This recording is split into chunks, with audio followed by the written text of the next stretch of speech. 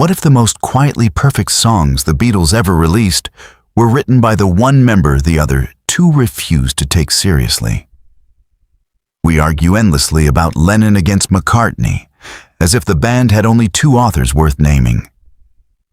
But what if that very argument is the crime?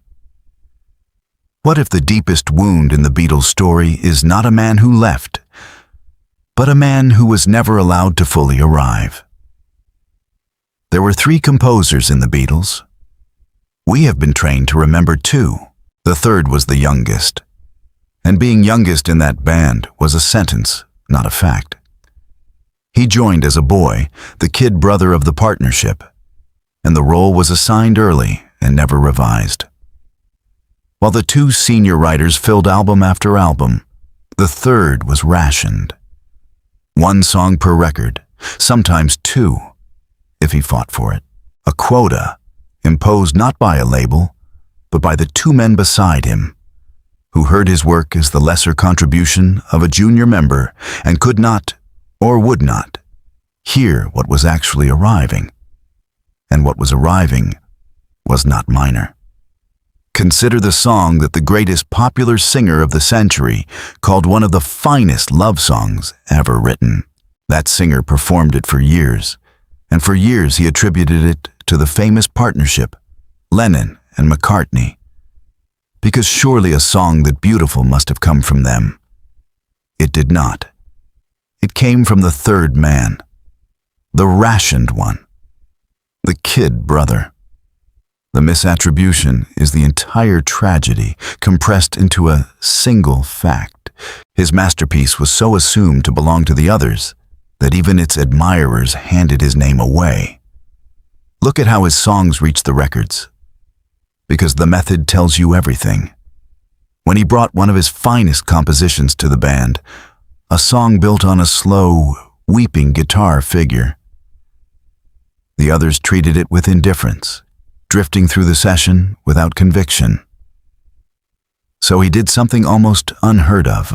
He brought in an outsider, one of the greatest guitarists alive, a close friend, simply so that the band would behave, so that they would take the song seriously in the presence of a stranger. Think about what that means. A Beatle could not get his own bandmates to respect his own song inside his own band without importing a witness. That is not a creative difference. That is a man documenting his own suppression in real time. And his suppression was not only quantitative, a matter of too few slots. It was a suppression of color, of dimension, of everything the band would have lacked without him. He was the one who opened the group to the modal scales and drone of Indian music, who brought the sitar into the popular song, and with it an entire spiritual and harmonic vocabulary the West had never absorbed at that scale. He was the atmosphere, the texture, the unexpected tonality, the sense that a Beatles record could open a door onto something vast and strange. He was, to this band, what the keyboard player was to a certain other band I have spent a long time studying, the author of the air the songs breathe in, the one whose contribution you only notice fully once it is gone, because it was never loud, never showy, never the thing the arguments were about. Then the dam broke, and the proof became undeniable. When the band finally ended, and each man went his own way, the two famous authors released their solo records, and they were fine, expected, the work of known quantities.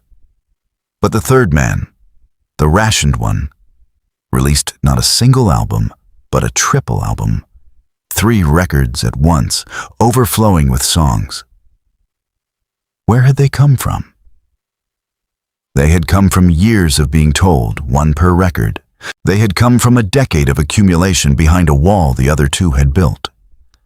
The flood was the measurement.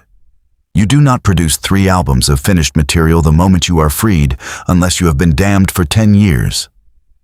His first solo work is not just a great record. It is a receipt.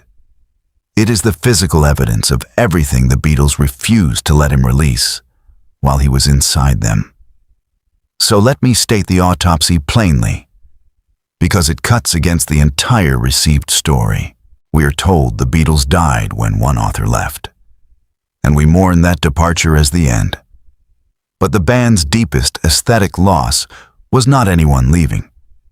It was the decade in which a third major author was kept at one song per album, his range minimized, his spiritual and harmonic dimension treated as a guest's contribution rather than a founder's right.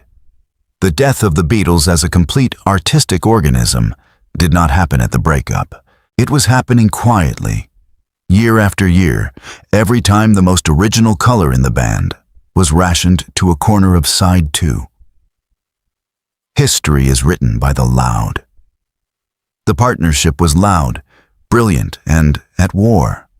And their war is the story we inherited, because they were the ones fighting over the microphone of memory. But the band's strangest, warmest, most spiritually adventurous voice belonged to the man who had to ration himself, who had to import a friend to be respected, whose masterpiece was credited to his suppressors by the very people who loved it. To autopsy the Beatles honestly is to perform this single act of restoration, not to ask who won the duel, but to ask who was never allowed to enter the room as an equal. So I leave you with the question that should reorganize how you hear every record they made. If the third author was producing this, quietly, against resistance, with one slot per album, what would the Beatles have been if they had simply let him in? And if you cannot answer that without a sense of loss, then you already know which death was the real one.